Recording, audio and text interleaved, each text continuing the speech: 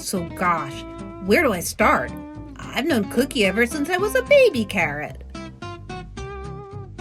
Carrot is not like any of my other friends. And not just because carrot's, a vegetable.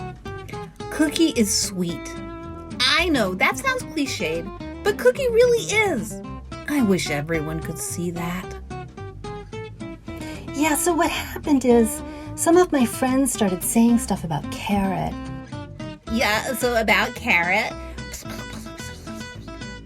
A couple of my friends said some things about Cookie. What is the deal with Cookie? Psst, psst, psst, psst, psst. And they were just kidding, Just messing around. But it made me think. But it kind of got me wondering, can a vegetable And a dessert? really be friends?